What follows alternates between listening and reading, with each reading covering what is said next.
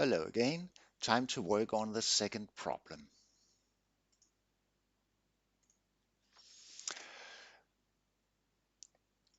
We must write a flowchart doing exactly what we found out in problem 1. All right. So we have our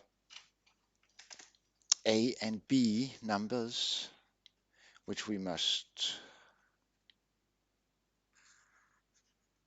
find. So A and B, and A must be bigger than B. So we go through the numbers here. 2.1, 3.2, no, 3.1, 3.2,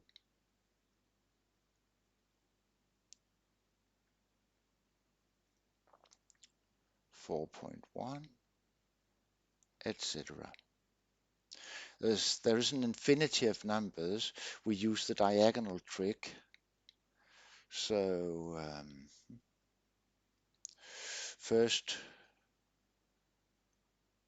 we do this diagonal, this diagonal, this diagonal, this diagonal, defined by a sum being 3, 4, 5, 6.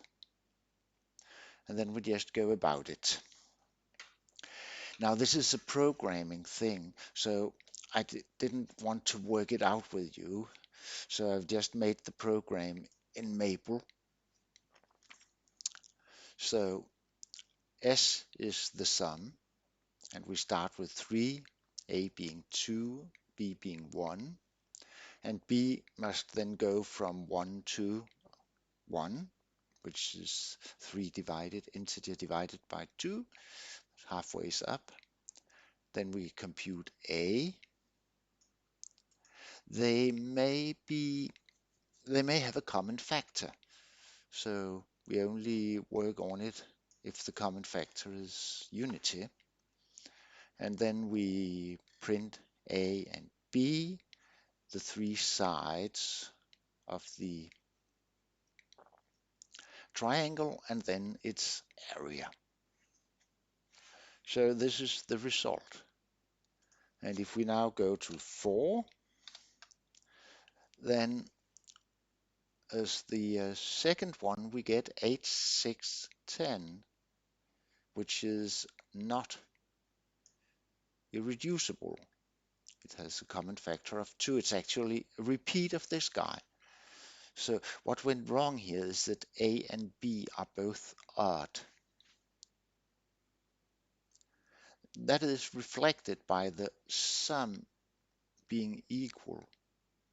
So all these even. All these sums being even, we don't need.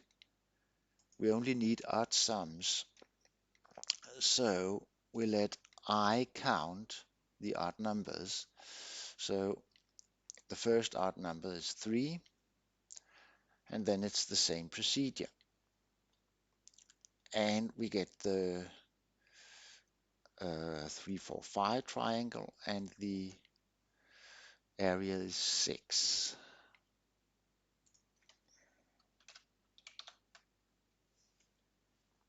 And the next one has area 60.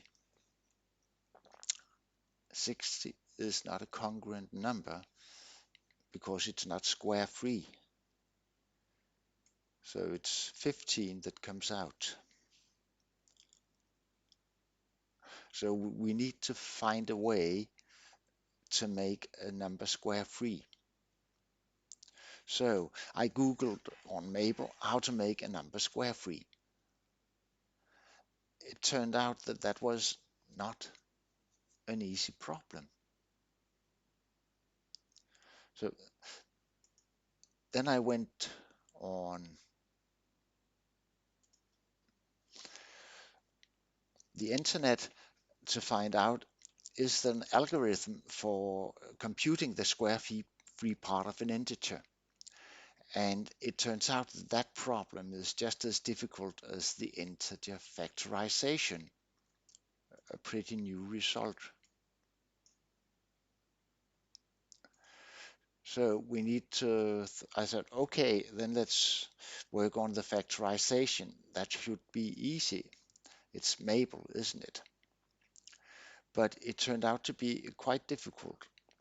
If we factor 4,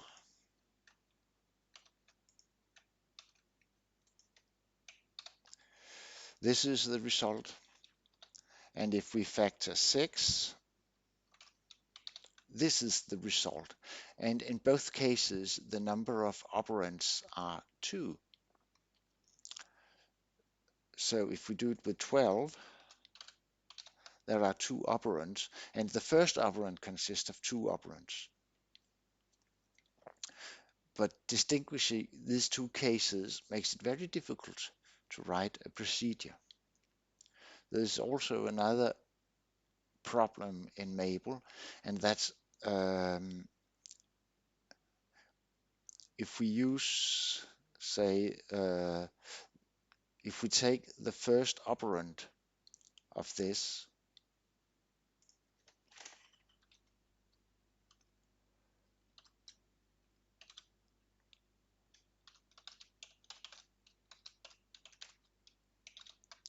then we don't get the number 2, we get a string. And it turned out not to be quite easy, for me at least, to get the integer value of this string. Whereas the exponents, they are integers, can be used straight away. So if you can solve these problems, then please put it in the notes. I couldn't. So I used the factorization and computed the congruent numbers myself. So now we can just go through them.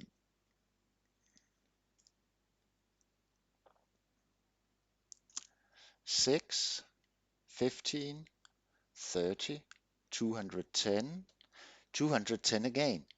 So that's a repeat. Nice to know. 21, 0, 14, 70, 5. This is a nice find. 5. So it's the 9, 40, 41 triangle that gives the congruent number 5. All right. That was basically it. I haven't lingered on the procedures because you can just stop the video and then write it down if you want to. Technically, what we have found is not a real algorithm, only a semi-algorithm. I don't know what they mean by that. So a semi-algorithm, I looked up what that was. I mean, it does what we wanted. So I looked up what a semi-algorithm is. And here it is, a step-by-step procedure like an algorithm, but which is not guaranteed to hold on all inputs. It doesn't have an input. And since it must list an infinite number of numbers, it can't possibly end. So how can we understand this? So we can't use it, of course, to establish that it's not a congruent number. But if it is a congruent number, then the algorithm will eventually stop. So I don't quite get this. And if any of you know what's the true concepts involved here, please put it in the notes. So that was what I had on this.